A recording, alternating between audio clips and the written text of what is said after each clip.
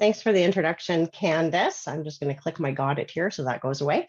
I am Lisa Gadak, and I'm a teaching and learning just with the KPU Teaching Lens, also an ePortfolio champion. Not sure if you're able to see our shirts today. And I'll let my other two colleagues introduce themselves quickly and their roles as well. So I'm Jillian Sudlow, and I am the ePortfolio Advancement Educational Consultant, as well as a faculty member in the Academic and Career Preparation faculty here at KPU. And hi, my name is Jovita. I am also a faculty member, but in the Learning Center at KPU. And I'm also one of the ePortfolio's champions for one of the semesters. So I'm very glad to be here with all of you, and thanks for spending your afternoon with us. Thanks, guys. So we also want to recognize that Jovita, Jillian, and myself work on a multi-campus institution where the campuses overlap on some unceded territories, specifically the Cutsey, the Semiahmoo, the Tsawwassen, the Kakite, and the Coquitlam people, as well as the Kwantlen First Nation who bestowed their name on our university. And it's always a good opportunity for us to also reinforce that the use of ePortfolios is an awesome way to support Indigenous learners in different ways of knowing and being. So something for you to consider as you're moving forward with ePortfolios in your own context. Next slide, please. So today in our quick, concise presentation, we are going to discuss our background, where we're actually from, and the context of use of ePortfolio implementation in our context, some of the challenges that we faced along the way during our implementation phases, and how that led, those challenges actually led us to a strategic partnership. And we would love to talk about how that strategic partnership actually allowed us to address some of those challenges that had arisen, and also the lessons that we've learned through that partnership and process. And finally, what we are actually going to be doing moving forward. So what now? Next slide, please. So in 2011, the AAC&U actually identified ePortfolio use as a high impact practice in post-secondary education. And at that time, KPU did have pockets of faculty that were using ePortfolios, albeit for generally capstone purposes, sort of very end of semester, frantically gather your evidence together for that sort of a portfolio. And then flash forward to 2021, we began to strategically plan to implement ePortfolios across our institution. And we threw a lot of strategy that way with the intent of growing and expanding implementation of ePortfolios across our very broad institution of programs that are from vocational to academic. And all of those initiatives, including hiring a full-time educational consultant release, yay, Jillian, as well as release time champions, and other initiatives, we were a great success, which is amazing. But with that success came a lot of growing pains and a lot of complexities with all of those different programs and how we could support both faculty and students in that adoption. There was obviously a lot of burnout for both faculty and students during that time, so we had to consider a lot of that. And we wanted to shift that thinking from that earlier thinking of capstone portfolios to more of a folio thinking approach. So Jillian, take it away. So just wanted to address some of the shared challenges that faculty and students are sharing, and I'll address the faculty and let Jovita address the students. So, I mean, I'm sure everyone can relate to the fact that we had really high faculty burnout since the pandemic. Many faculty were forced to learn new technologies and shift their pedagogies towards online learning, many feeling that they just can't do anymore. So the bringing in ePortfolios was kind of, we thought might be an uphill battle, but we also saw an opportunity because we felt the relevance, the renewed relevance of the Teaching and Learning Commons, as well as the learning centers, because people were looking for help, they were asking for it, and they were getting it. So some were inspired by the pedagogical changes that they had to make, and they wanted to dive deeper and continue to reflect upon and learn how to transform their practice to better engage learners. In TNL, we saw this as an opportunity to engage the willing, support and nurture faculty champions such as Jovita, and in turn, inspire their colleagues to engage along with them. So faculty were also concerned about having to teach ePortfolio pedagogy and the technology that supports it, taking time and focus from their course content and learning outcomes. So the switch to remote teaching and learning painfully demonstrated the lack of technical competencies and literacy, and also access of both students and faculty. So we want to build and embed both technological and pedagogical supports for faculty and students, so that that perceived burden of additional time was alleviated as much as possible. So one of our key strategies for our adoption or our advancement plan is to make it easy for faculty, and in turn make it easy for students. We also discovered that there was a lack of understanding of what ePortfolios actually are and their transformative value for teaching and learning, as well as the role of reflection and the process of learning. So many faculty see ePortfolios as just another technology platform, a digital showcase of polished learning products, as Lisa pointed out earlier, focusing on summative assessment rather than a digital space, which actually captures the story of one's whole learning journey, articulated through both evidence and reflection, highlighting both process and product, allowing for both formative and summative assessment, and just kind of this one-off assignment. Jovita? Thanks, Jillian. So as Jillian pointed out, there were a lot of perceived challenges that overlapped for the student perspective as well. So one was around additional time and workload. So we had a lot of students saying, well, this is very different than writing an essay. This is very different than the tasks that I've been asked to do in the past. Can't I just do a discussion post or something a lot easier? And it's difficult for students because often the faculty have had the experience where they said, yes, let's get on board. They made that choice, where students, it took a little bit longer to really convince them that this could be beneficial for them as well, not just a requirement for their class, and maybe see some of those long-term benefits. So this perceived additional time and workload was an interesting question, because for students, it was a lot around how do we tailor this so that they see the benefits. In addition to the broader, it's good for your learning, your lifelong learning, learn about how you learn, it was also around promoting their agency. And what we found was with students who began with a lot of the challenges saying like, oh, I have to learn this new technology. I have to figure out how to bring things into my portfolio. How do I find evidence of my learning? What is reflective writing and how is that different from what I've done? They often connected really well with that when it became their agency, their voice, their ability to make those connections and showcase what they were learning from their perspective. A lot of those kind of drove the momentum to get over that sort of initial perception of the workload. We did, of course, meet some technical challenges for students. It's not always the assumption that they know how to use technology because they're students coming in from this younger generation. For a lot of them, there was a struggle. So making that as easy as possible, promoting it often in classes so that they at least get started, get over that initial blank page and start putting things down. Then they found that they picked it up rather quickly, as well as providing other options for digital access. So access on campus if they don't have their own computer, or access at home, making uploading content really easy and supporting that. Making sure that there was multiple avenues for support, both in the Learning Center as well with tutors who are available in person and online. And then of course the pedagogical shifts. So for students, understanding what authentic reflection really meant, this might be very different from what they've experienced in the past, or a portfolio that perhaps they've created in high school might look quite different to the learning portfolio that we are developing here. And of course, understanding how that relates to their authentic reflections.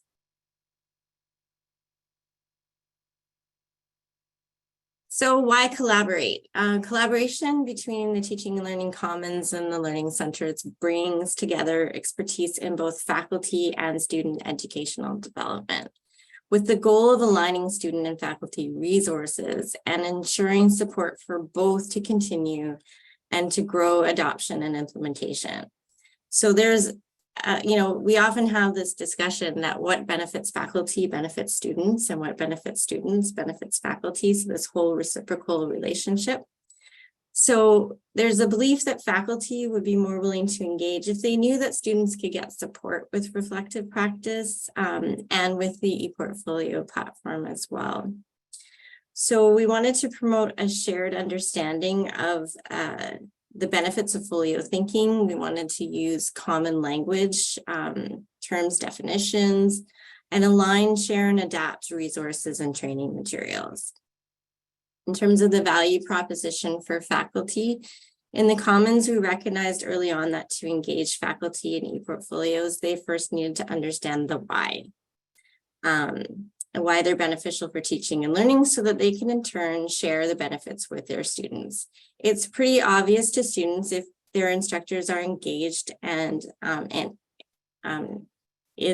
see the value in a learning activity. And so this often leads them to seeing that value as well.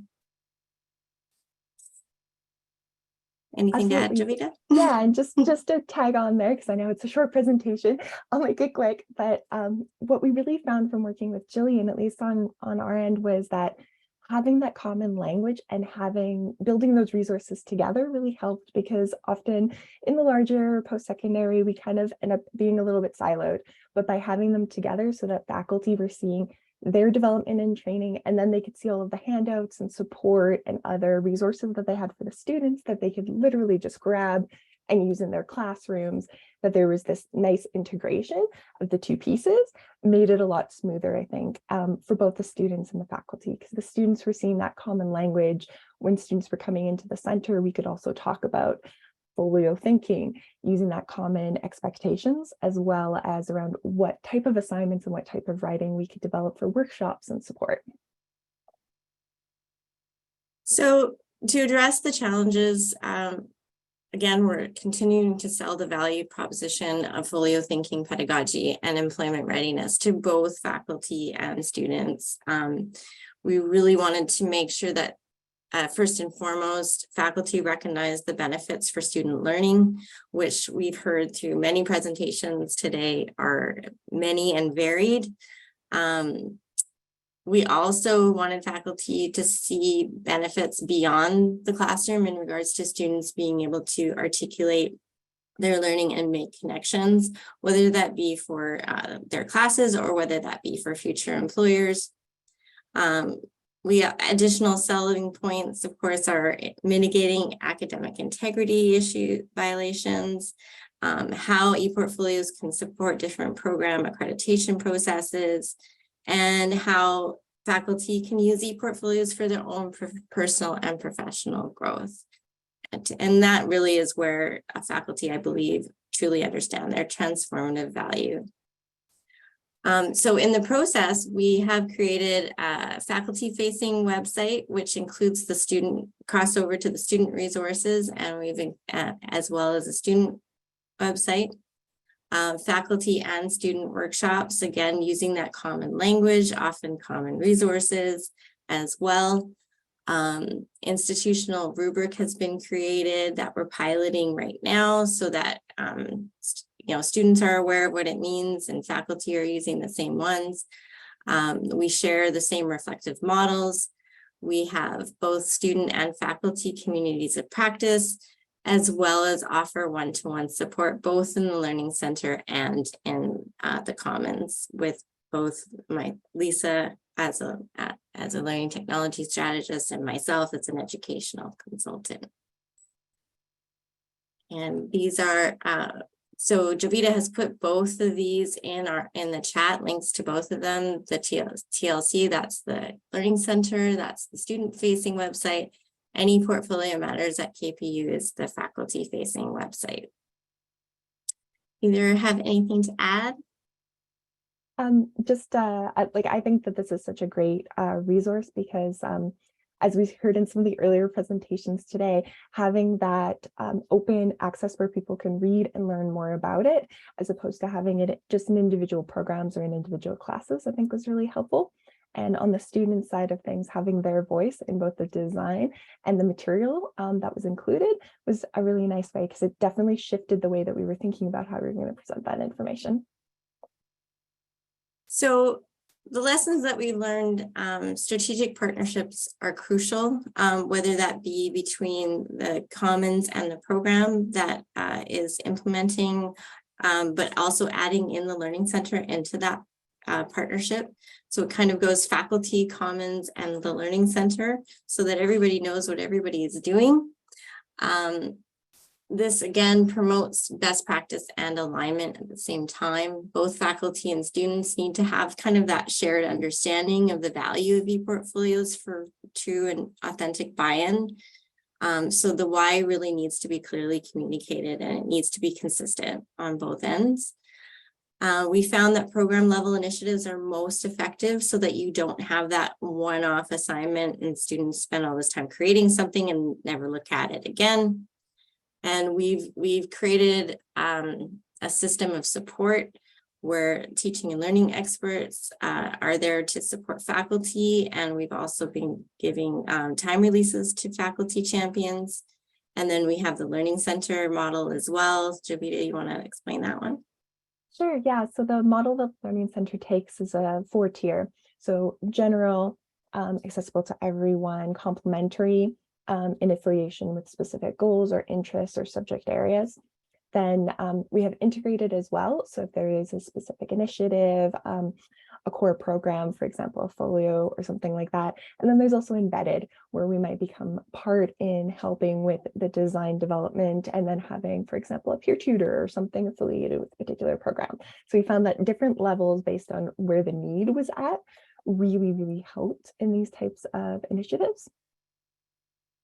So Lisa, you want to wrap us up here? Yeah, absolutely. And then we're going to hopefully have time to address Brian's question, because Brian, you did hear right. There is actually courses that help in the Learning Center for students to foster reflection and for them to understand what that looks like, which is very cool. So this image of a tree is an appreciative inquiry opportunity tree. We used it originally when we began planning for our strategy to implement across the institution. The roots are what we would need to make things a success. The trunk is essentially our core values, our vision, our academic plan, and all the fruit that you see is what we are hoping to bear at the end of the day, and be able to call those our successes and be able to measure those things. And proudly, we've done a lot of the fruit on this tree in a short period of time, which is really cool to revisit. We're going to continue to collaborate at a program level where, as Jillian and Jovita have noted, we've had the most success. And there's a couple of other cool initiatives coming. We are going to have the entire Teaching and Learning Commons staff, faculty, and also the LearnTech team and administration jump on board. Nishan Pereira and I will present next week on that initiative and how we're actually going to walk the talk in our department. And Pebble Pod, because we have a podcasting studio that's going to launch. So Gail, Pebble Pod, I'm sure you love that name. And so we'll be doing some podcasting with our champions. But Jovita, maybe if we've got some time, we can address Brian's question there in the chat. Yeah, absolutely. So you were asking about students receiving help developing reflection skills and enhancing their abilities. Yes, we do at different levels. So we have both workshops that we develop, so like a 1-hour workshop. A lot of that has been catered around reflective writing. And this was in consultation with faculty. What are your needs? What are you noticing that students were looking for? And then piloting that in individual classes to then open it out to more general, everyone can enroll. And that's offered throughout the semester. We also have one-on-one support with all of our team of learning strategists, as well as our peer tutors, which is a lovely way to have a peer-to-peer interaction. So part of my role was in training our peer facilitators about both the technology, but also reflective practice, how you build out a portfolio, the different types of portfolios that they might see, and getting familiar with some of the supports for individual classes. So some of our programs who took on champion projects was really great because I got to make connections with them and design specific resources that would help with their individual classes and the projects that they were working on. So those were more of the tailored support. So at different levels, different ways to help that. I'll note too that generally our resources at KPU are Creative Commons licensed, so please feel free to poach and amend and adapt and be inspired by them. So thanks for listening. Thank you. That's great to know. I will be poaching. Oh, absolutely. Yes. Thank you so much. If there is one really quick question, we can probably entertain that before we move on to our next really quick session.